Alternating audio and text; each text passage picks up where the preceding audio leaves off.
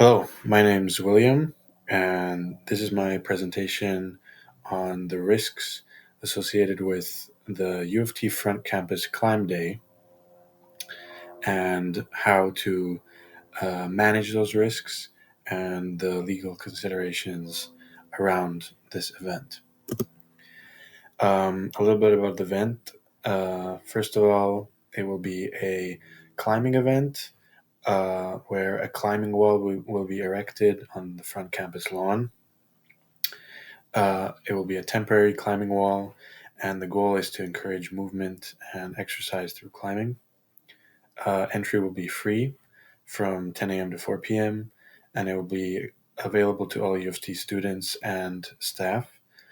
It is 18 years or older to use the climbing wall, and harnesses and helmets will be available.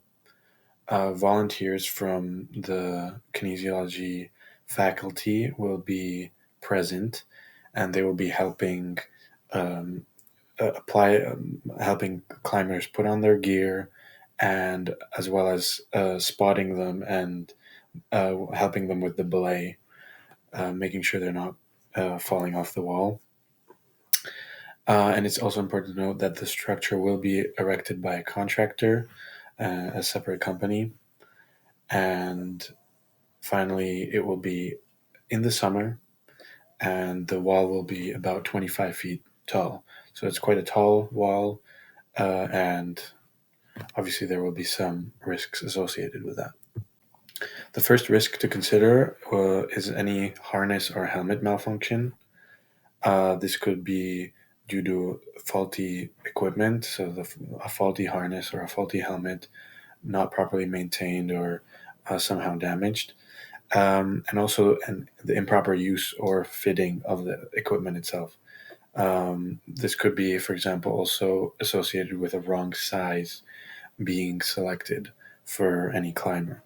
Um, I've estimated the likelihood of this being about a 2 out of 5, and the consequences of this being a 5 out of 5, very severe, which gives us a magnitude of 10 for this risk.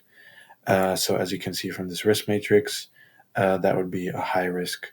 Although it's unlikely, the severity of the consequences puts this risk at a high magnitude. And so to manage this risk, we will want to uh, reduce the risk, and by especially we will do this by training volunteers to properly inspect equipment before using the equipment, and also training them how to uh, properly fasten equipment onto the climbers. And then we will also want to transfer the risk, uh, specifically transferring liability to the equipment rental company, and we will want them to show some sort of proof of insurance, making sure that any sort of wear or faulty equipment is not that we are not responsible for that. And if they give us faulty equipment, that will be they will be liable for that. The second risk to consider would be any volunteer error during spotting or the belay. Um, any volunteers being maybe distracted or giving incorrect safety cues. This would be something to consider, and something that could possibly happen. Uh, Improper spotting technique would be a whole nother issue. And finally, we will want to make sure that the event is properly staffed. If the ratio is, not staffed properly, um, this poor ratio between staff and participants could lead to more risks, as the staff could not be properly attentive and giving their full attention to every climber.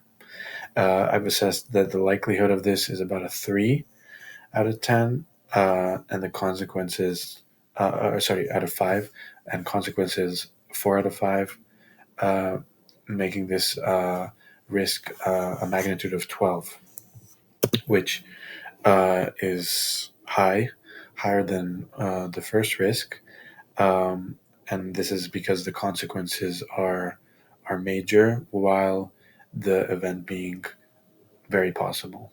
Um, so to manage this risk, we will want to properly train the volunteers in spotting and belay.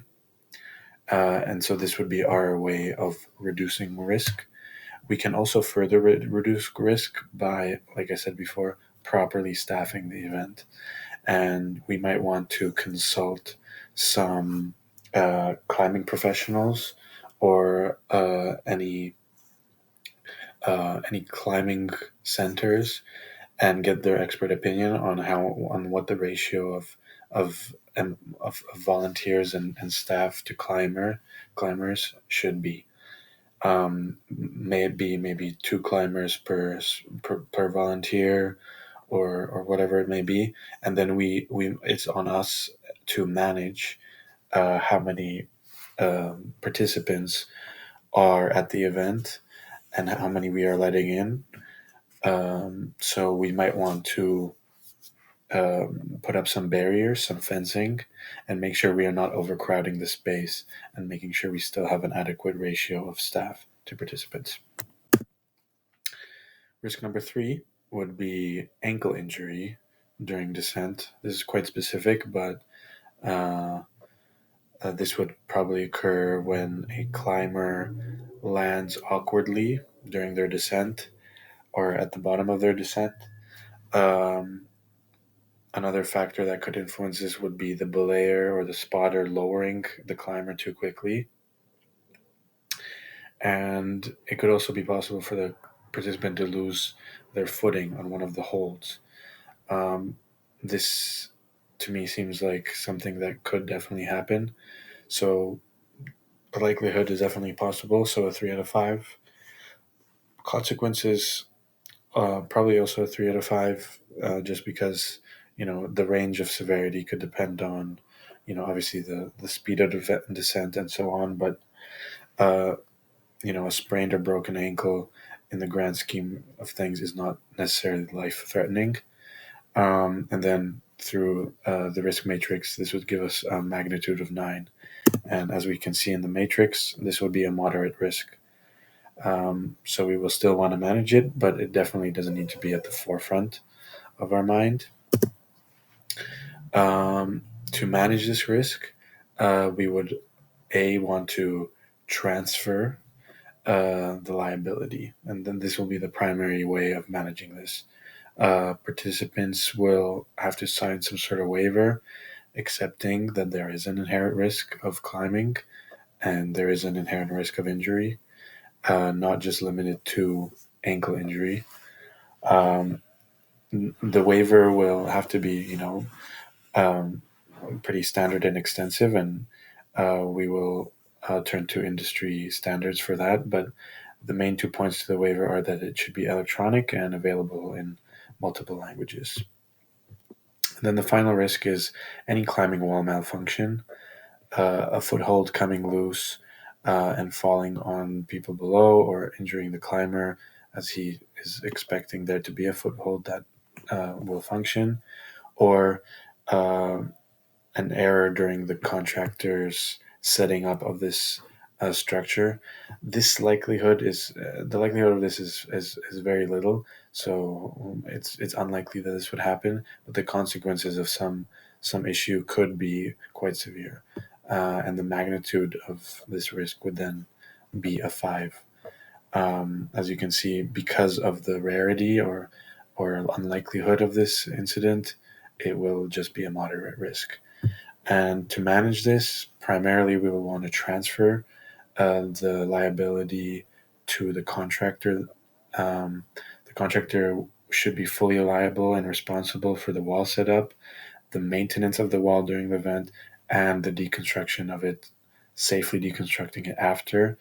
And they will have to assume all liability for any malfunctions of the wall, and we will transfer this liability through some sort of contract or waiver, and we should be in the clear for this final risk. Here are some references that I used, and that is all. Thank you very much for listening.